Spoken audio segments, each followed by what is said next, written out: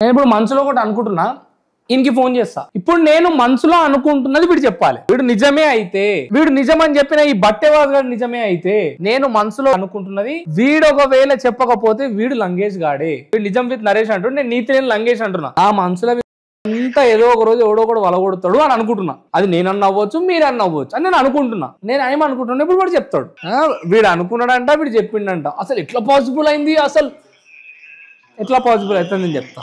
Hello వేదాంత అన్న, నమస్తే అన్న. ఒకసారి నాకు మీ డాడీతో మాట్లాడాలి కొంచెం అర్జెంట్ గా. అన్న ఎందుకు ఏమైందన్న? అన్న మా డాడీ వేరే పనిలో వేరే ఊర్లో ఉన్నాడు అన్న, అప్పుడు మాట్లాడడం కుదరదు. నేను మీ జోలికి రావట్లేదు అన్న. నీ జోలికి వస్తలేను, నన్ను వదిలేయి అని అంటే, నా జోలికి రాకపోయినా నాతోటి నువ్వు మంచిగా ఉన్నా, నాకు నువ్వు ఇంకేం చేసినా ప్రజల జోలికి కూడా రావద్దు అన్న. అదే అన్న, మేము యూట్యూబ్ బ్యాటర్ తీయడం కూడా బంద్ చేస్తామన్నా.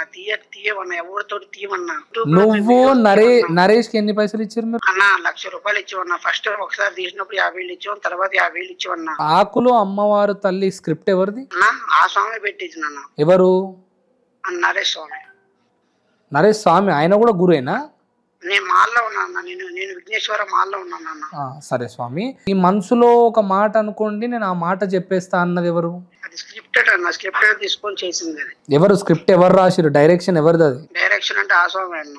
ఏ స్వామి? ఎందుకంటే ఇప్పుడు నరేష్ స్వామి చెప్పిన మనం ఏదైనా మనం వాస్తవం చెప్పుకోవాలి. ఎందుకంటే మీ మీద ఆ మీద అబద్ధం చెప్పడం మాకు అవసరం లేదు. ఎందుకంటే అన్న మేము ఇంతకుముందు అది వీడియో తీసేసి అది అయిపోయింది. మీరు మళ్ళీ మా గురించి సరే సామి నేను ఒకటే అడుగుతున్నా, నాకు ఒక్కసారి అశోక రాజు తోటి మాట్లాడిపిస్తే మేము ఇంకోసారి యూట్యూబ్ బ్యాట్ తీవన్నా. ఎందుకంటే యూట్యూబ్ బ్యాట్ తీసినా కొద్దు నువ్వు మళ్ళీ పెడతాను. ఎందుకంటే నువ్వు పెట్టినా కొద్దు మేము ఇంకా ఫేక్. ఇంకోసారి ప్రజలను మోసం చెయ్యరు కదా అన్నా. వద్దన్నా, చాలన్నా. తీసిన దానికి నువ్వు మంచి గుణపాఠం చెప్పు మాకు.